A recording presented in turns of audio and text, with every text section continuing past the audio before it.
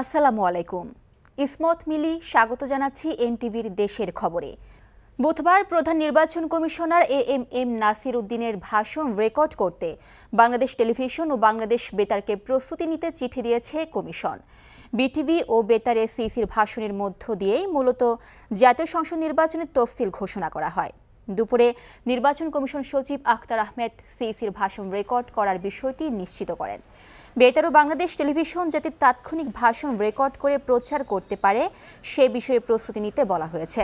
চলতি সপ্তাহে ত্রয়োদশ জাতীয় সংসদ নির্বাচনের তফসিল ঘোষণা করবে নির্বাচন কমিশন। নির্বাচনের তফসিলের সময় ঘনিয়ে আসলেও এখনও লেভেল প্লেইং ফিল্ড নিশ্চিত করতে পারেনি নির্বাচন কমিশন, এমন অভিযোগ করেছে জামায়াতে ইসলামী। দুপুরে নির্বাচন কমিশনের সাথে বৈঠক শেষে দলটি জানায় রমজানের আগেই জাতীয় নির্বাচন সম্পন্ন করবে ইসি। এদিকে ইউরোপীয় ইউনিয়নের সাথে বৈঠক শেষে জামায়াত আমির বলেছেন, কোনো কারণে নির্বাচনের সময় পেছালে গভীর সংকটে পড়বে দেশ। ওবায়দুল্লাহ মামুনের রিপোর্ট।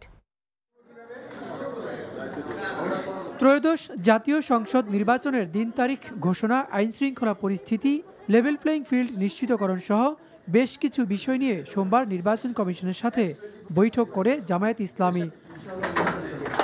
জামায়াত সেক্রেটারি জেনারেলের নেতৃত্বে 6 সদস্যের প্রতিনিধি দলের সাথে কমিশনের এই বৈঠক চলে প্রায় 1.5 ঘন্টা।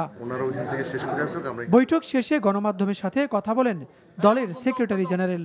আইন শৃঙ্খলার যে মাঝে মাঝে গুরুতর অবনতি আমরা দেখছি, একটা দলের সবার উপরে অন্য দলের হামলা, ইভেন নারীরাও তাদের গণসংযোগে গিয়ে তারাও নির্যাতিত নিপীড়িত হচ্ছে, হামলার শিকার হচ্ছে। নির্বাচনের লেভেল প্লেইং ফিল্ড সম্পর্কে নিশ্চিত করতে পারেননি এবং পারেননি যে বিদ্যমান প্রশাসনিক অবস্থার কিছু তথ্য প্রমাণ স্পেসিফিক আমরা ওনাদের সামনে তুলে ধরে বলেছি যে এই অবস্থা থাকলে এটাকে আমরা লেভেল প্লেইং ফিল্ড হিসেবে গ্রহণ করব না। নির্ধারিত সময়ে জাতীয় নির্বাচন হবে কিনা এমন প্রশ্নের জবাবে তিনি বলেন, রমজানের আগেই নির্বাচন হবে বলে মনে করে জামায়াত।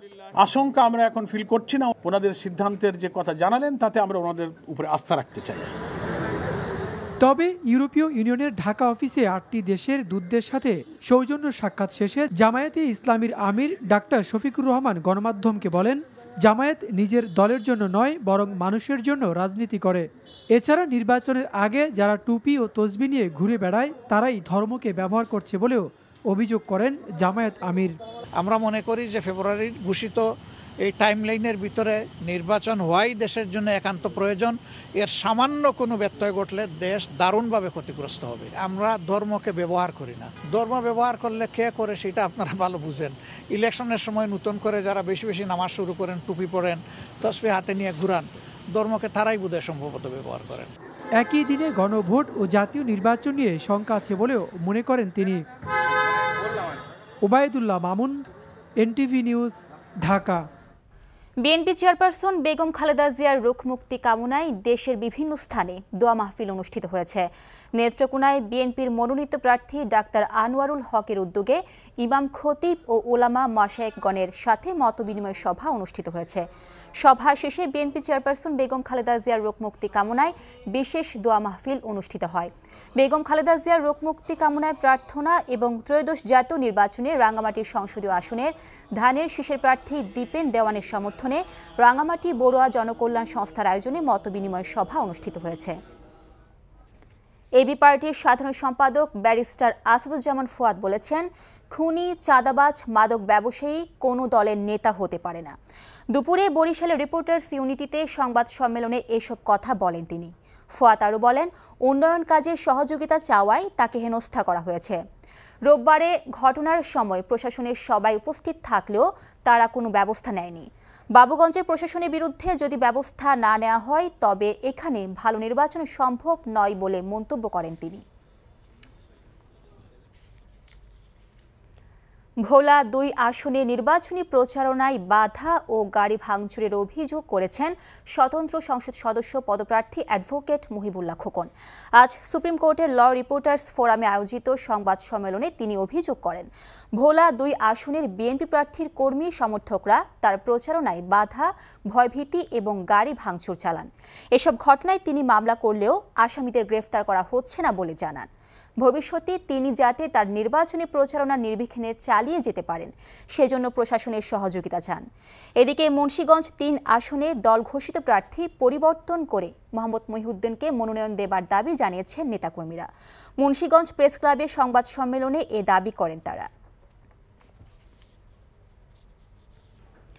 বরিশালে ফ্যাসিস্ট আমলে ঢাকা বরিশাল মহাসড়কের মাঝখানে তৈরি করা পার্ক দ্রুত উচ্ছেদ এবং স্পিড ব্রেকার স্থাপনের দাবিতে মানববন্ধন করেছে শিক্ষার্থী ও এলাকাবাসী। মহাসড়কের টিটিসি এলাকায় এই মানববন্ধনের আয়োজন করা হয়। এতে অংশ নেয় বিভিন্ন কলেজের শিক্ষার্থী, ভুক্তভোগী ও এলাকাবাসী। গত রবিবার রাস্তা পার হতে গিয়ে নার্সিং কলেজের 2 শিক্ষার্থী গুরুতর আহত হয়। এসব দুর্ঘটনা রোধে এলাকাবাসী একটি স্পিড ব্রেকার ও রাস্তার মাঝের পার্কটি দ্রুত অপসারণ চাইছেন। এদিকে নওগাঁ সদর উপজেলার ডাক্তারের মোড় এলাকায় অনুমোদন ছাড়াই মাছের নকল ওষুধ তৈরির কারখানায় অভিযান চালিয়ে মালামাল জব্দ করেছে ভ্রাম্যমাণ আদালত। এ সময় কারখানাটি সিলগালা করে দেওয়া হয়। 5 দফা দাবি মানা না হলে অনির্দিষ্টকালের জন্য কর্মবিরতির ঘোষণা দিয়েছে বাংলাদেশ ইউনিয়ন পরিষদ প্রশাসনিক কর্মকর্তা সমিতি। আর তৃণমূলের সর্বনিম্ন প্রশাসনিক ও স্থানীয় সরকার ইউনিট অচল হলে এর দায়িত্ব সরকারকে বহন করতে হবে বলে জানিয়েছে তারা। চলমান আন্দোলনের ধারাবাহিকতায় 10ম গ্রেড সহ 5 দফা দাবি আদায়ের লক্ষ্যে দুপুরে ঢাকায় বিভাগীয় কমিশনার কার্যালয়ে স্মারকলিপি প্রদান শেষে সাংবাদিকদের কাছে একথা বলেন নেতারা। ফরিদপুরে দিনব্যাপী অনুষ্ঠিত হয়েছে ফ্রি মেডিকেল ক্যাম্প। ফরিদপুর 4 আসনে বিএনপি মনোনীত প্রার্থী ও কৃষক দলের সাধারণ সম্পাদক শহীদুল ইসলাম বাবুলের উদ্যোগে সদরপুরের 4 রশিতে দিনব্যাপী ফ্রি মেডিকেল ক্যাম্প অনুষ্ঠিত হয়। দুপুরে 31 জন দক্ষ চিকিৎসক প্রায় 1200 রোগীকে চিকিৎসা দিয়েছেন এবং বিনামূল্যে প্রয়োজনীয় ওষুধ সরবরাহ করেছেন।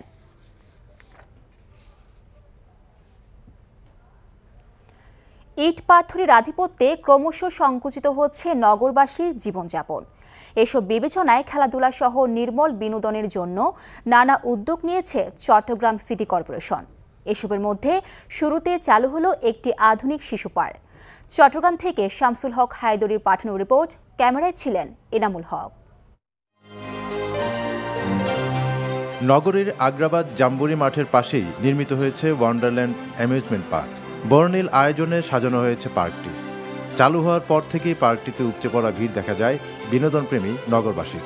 এ ধরনের আরও পার্ক নির্মাণের পাশাপাশি বেশ কিছু খেলার মাঠেরও উদ্যোগ নেওয়া হয়েছে বলে জানায় সিটি কর্পোরেশন কর্তৃপক্ষ। কিশোর গ্যাংটা গত 16 বছর ধরে আসলে আমাদের জন্য একটা বড় চ্যালেঞ্জ হয়ে গেছে। তো সেটাকে ওভারকাম করার জন্য খেলার মাঠে কোনো বিকল্প নেই। আমাদের এখন প্ল্যান আছে যে আমরা একটা অলরেডি ডিপিপি রেডি করার জন্য বলেছি, চট্টগ্রামে আরও 10 থেকে 12টি পার্ক করার জন্য। ওয়ান্ডারল্যান্ডে কোথাও উঠছে তুলোর মতো মেঘ, আবার কোথাও ঝরছে স্বচ্ছ ঝর্ণাধারা। জলাশয়ে হংসতরী আর ডাঙ্গায় উকি দিচ্ছে প্রাগৈতিহাসিক যুগের ডাইনোসররা। এসবের পাশাপাশি পর্যায়ক্রমে নতুন নতুন বিনোদন সামগ্রী নতুন এই পার্কটিতে যুক্ত হবে বলে জানান উদ্যোক্তারা।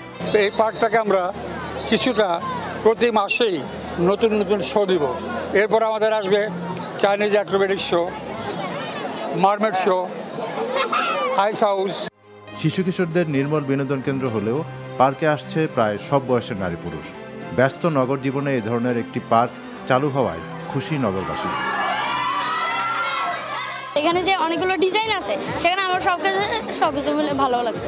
আসছি, ঝর্ণা দেখছি, এরপর হচ্ছে অনেকগুলো রাইড আছে, এগুলো দেখছি। আমি দেখছি রোলার কোস্টার। এখন এটার যে নামটা দিছে ওয়ান্ডারল্যান্ড, দেখে অনেক সুন্দর লাগছে। এখানে প্রথমে এন্ট্রিতে এত সুন্দর সুন্দর গাছ। জনসংখ্যার কথা বিবেচনায় রেখে নগরীতে এই ধরনের আরও কয়েকটি পার্ক গড়ে তোলা হবে বলে জানিয়েছে city corporation. NTV news desk. এই ছিল দেশের খবরে। এই খবরের ভিডিও সহ আপডেট জানতে ভিজিট করুন এনটিভি অনলাইন www.ntvvideo.com। এছাড়াও এনটিভির জনপ্রিয় সব অনুষ্ঠান ও খবরের আপডেট জানতে ভিজিট করুন আমাদের ইউটিউব ও ভেরিফাইড ফেসবুক পেজে। 6টায় ইভিনিং নিউজ দেখার আমন্ত্রণ রইল। ধন্যবাদ সবাইকে।